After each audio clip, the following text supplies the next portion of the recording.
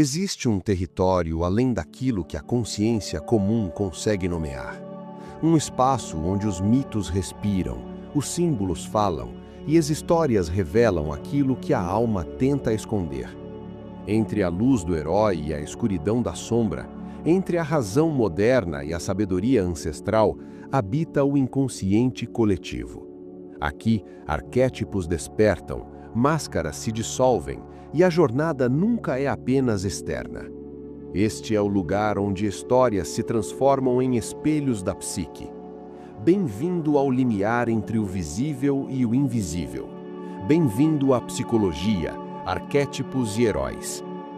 Neste episódio, atravessamos esta narrativa à luz da psicologia analítica para compreender como arquétipos, sombras e conflitos da alma se manifestam em O Espantalho, Milharal do Horror, Husk, 2011. Hoje conheceremos a história de um grupo de jovens mergulhados em uma presença que se contorce entre o conhecido e o proibido, em que cada passo entre os corredores vivos de milho é confrontado por forças que escapam à lógica, onde a ameaça invisível se manifesta como um ciclo de morte e possessão, envolvendo o toque da terra que tudo reclama, o medo que se costura na carne e o horror que se renova como uma semente eterna.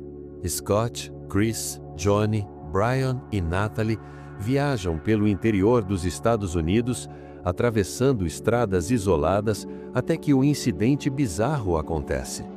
Corvos colidem contra o para-brisa de seu carro, causando um acidente que os deixa presos ao lado de um vasto milharal. Após o choque, Johnny desaparece e o grupo entra no milharal em busca de ajuda, encontrando uma casa de fazenda decrépita e abandonada. Lá, eles percebem rapidamente que algo sobrenatural e perigoso habita o local quando Johnny é atacado por uma figura mascarada, sendo capturado e transformado no primeiro de uma sequência de espantalhos vingativos que protegem a fazenda. O grupo começa a entender que a ameaça não é apenas física, mas ritualística, e que a morte ali se converte em uma forma de servidão macabra, na qual cada vítima se torna parte do ciclo de horror que mantém o milharal ativo. À medida que Scott explora a casa e o milharal, ele descobre visões fragmentadas e flashbacks que revelam o passado sombrio da fazenda. Ele compreende que a maldição começou com dois irmãos, um negligenciado pelo pai e humilhado pelo irmão, que foi morto e tornou-se a entidade original. Essa descoberta evidencia a regra do ciclo. Cada espantalho deve matar para que outro tome seu lugar. Enquanto isso, Natalie se separa do grupo em pânico e é levada para o sótão, onde o espírito vingativo força-a a usar uma máquina de costura velha para fabricar sua própria máscara e costurar sacos de estopa diretamente em sua pele. Sua transformação física e espiritual se inicia de forma grotesca, alterando sua aparência, agilidade e força, tornando-se um espantalho ágil e perturbador. No confronto final, os sobreviventes restantes tentam escapar do milharal durante a noite, mas descobrem que os espantalhos são extensões da vontade da fazenda e não apenas monstros isolados. Scott tenta antecipar os movimentos dos atacantes através de suas visões, mas a influência do milharal se mostra absoluta. Brian luta para salvar o que resta do grupo, mas quase todos sucumbem à maldição. Ao fim, o ciclo se reafirma. A morte não é o fim, e cada nova vítima pode se tornar parte da sequência de espantalhos vingativos. O filme encerra com a sensação perturbadora de um ciclo interminável, reforçando que enquanto houver alguém para entrar no milharal, o terror continuará, perpetuando a servidão eterna como guardiões de palha e sangue. Mas antes que isto se cumprisse, houve um instante esquecido. Voltemos ao ponto onde nada parecia definitivo. Há alguns detalhes que não foram revelados. Chris conduzia o carro pelo interior silencioso e a estrada gemeu sobre os pneus, estalando como articulações antigas que reclamavam de seu peso. O milharal ao redar parecia inclinar-se sobre eles, sussurrando com folhas que arranhavam o vidro e se entrelaçavam como dedos famintos. Os corvos que colidiram contra o para-brisa ecoaram risadas metálicas, e o vento que atravessava os cômodos parecia provocar arrepios na carne do grupo, empurrando-os para dentro do abraço frio do campo. Cada passo fora do carro fazia o milharal estalar, respirar e cerrar-se, como se estivesse vivo, voraz e ansioso por seu próximo sacrifício. A câmera desliza entre os cômodos em zigue-zague, capturando a densidade do campo e o impacto do vento nos corpos, girando em torno do carro com movimentos lentos e inquietantes.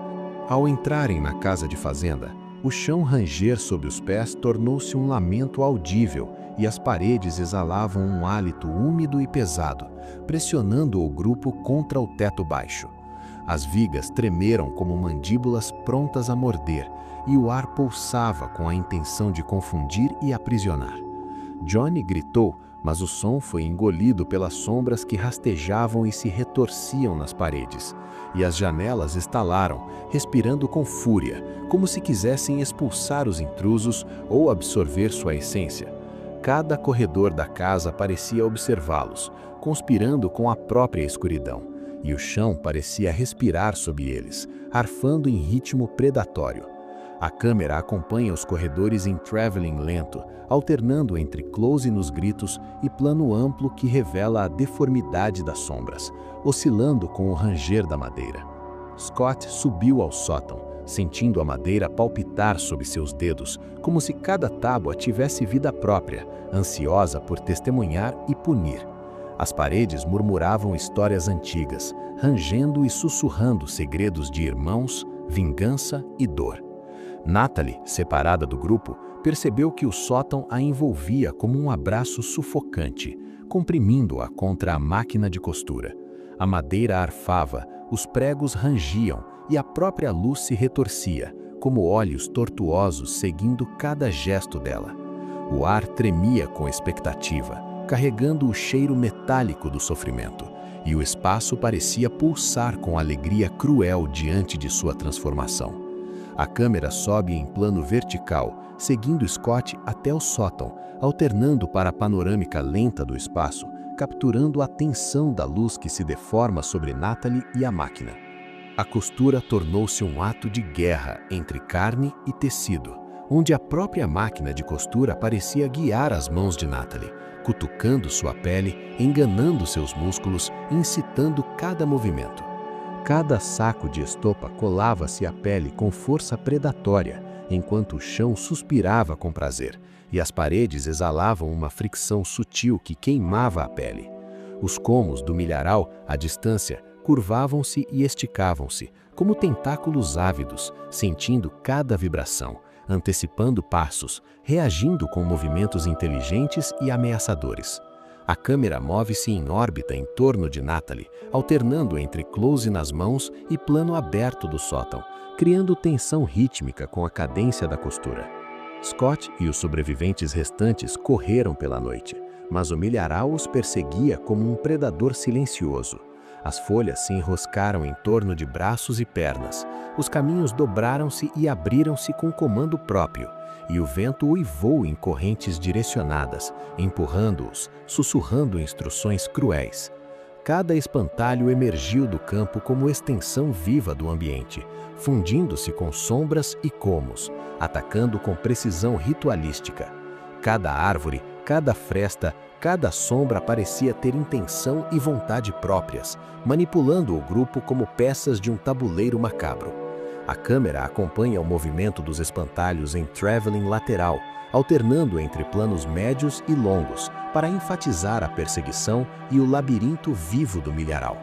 No confronto final, Brian tentou alcançar Scott e Natalie, mas o milharal inteiro o cercava, respirando, espremendo e sussurrando, como se o ar se transformasse em dedos longos que empurravam e arranhavam. A casa rangia, as paredes arfavam e as vigas se contorciam, aumentando o terror físico e psicológico.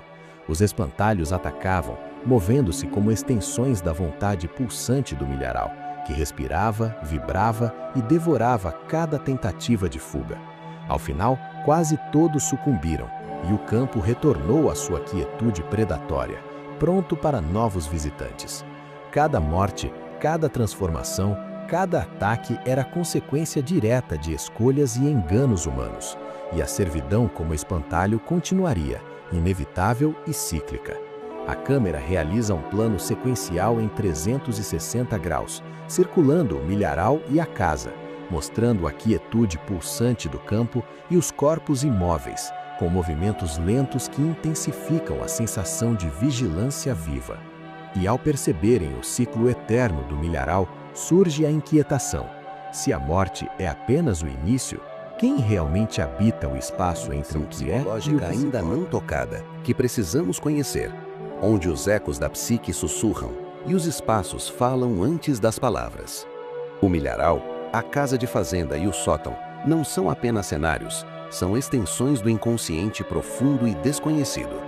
Cada colmo que se curva, cada sombra que rasteja e cada rajada de vento que sibilava carregam intenções e sensações de um mundo psíquico que reage à presença dos jovens. O espaço manifesta medo, alerta, curiosidade e punição, transformando o ambiente em um organismo sensível que pressiona, engana e manipula os protagonistas, espelhando seus conflitos internos mais profundos. Scott se conecta com o passado da fazenda através das visões fragmentadas, tornando-se um receptor consciente das regras do milharal e da maldição dos espantalhos. O antagonista central, a entidade original e os espantalhos subsequentes manifesta o arquétipo do guardião do limiar, semelhante a Cérbero. Cada ação que toma garante a perpetuação do ciclo e a proteção do segredo mortal do milharal. Essa manifestação cria consequências diretas: medo constante, sensação de perseguição inescapável e a necessidade de respostas rápidas, transformando o espaço e os objetos em instrumentos de vigilância e punição. Natalie apresenta a sombra interna mais evidente. Seu conflito surge na resistência à transformação e na tentativa de preservar sua humanidade, mas o ambiente a força a confrontar seu próprio medo, sua dor e a aceitação da servidão inevitável. Sua jornada evidencia o efeito da sombra sobre o comportamento humano. Decisões desesperadas, paralisação emocional e a transformação física e psíquica em espantalho simboliza o quanto a sombra pode reconfigurar identidade e corpo quando confrontada por forças externas implacáveis. Brian, ao tentar salvar o grupo, manifesta o arquétipo do herói, mesmo que imperfeito, assumindo riscos que expõem sua vulnerabilidade. Sua função simbólica é demonstrar coragem e determinação frente à ameaça inevitável, mas também refletir a impotência do indivíduo frente a ciclos universais de repetição. O impacto psíquico da ação de Brian está na tentativa de resistir, mesmo sabendo que o espaço e os espantalhos reagirão com força proporcional, reforçando a inevitabilidade do ciclo e a percepção do limite humano. A conexão de Scott com o mito de Cérbero é explícita. Assim como o cão de 3 cabeças guardava os portões do mundo inferior, os espantalhos e o milharal guardam o limiar entre vida e transformação. Cada jovem que entra na fazenda enfrenta barreiras visíveis e invisíveis, pressões físicas e psicológicas, sendo confrontado com o limiar que não pode ser atravessado sem sofrer mudanças permanentes. Essa leitura amplifica a percepção do horror como metáfora da transgressão e da passagem para o desconhecido. A ativação do arquétipo do herói em Brian e a manifestação da sombra em Natalie criam um contraponto simbólico, o equilíbrio entre ação consciente e confrontação inevitável do lado sombrio. Enquanto Brian tenta agir, Natalie é forçada a reagir, sendo moldada pelo ambiente vivo e consciente, refletindo a interação entre escolha, destino e influência psíquica de forças que transcendem o controle individual. O milharal e a casa tornam-se catalisadores das transformações internas, espelhando e amplificando os conflitos. No retorno às imagens iniciais, o milharal, a casa e os espantalhos permanecem como reflexos distópicos de um ciclo interminável, lembrando que cada entrada no campo é um teste de limites, identidade e resistência. A realidade se dobra, o espaço respira e observa, e a consciência dos jovens é continuamente confrontada por forças que não podem ser racionalizadas. A pergunta final emerge da experiência direta da inevitabilidade. Se a travessia exige sacrifício e transformação, quem realmente controla o guardião do limiar? Psicologia, arquétipos e heróis. Você ouviu Como a Psicologia Analítica Interpretaria o Espantalho. Husk, 2011.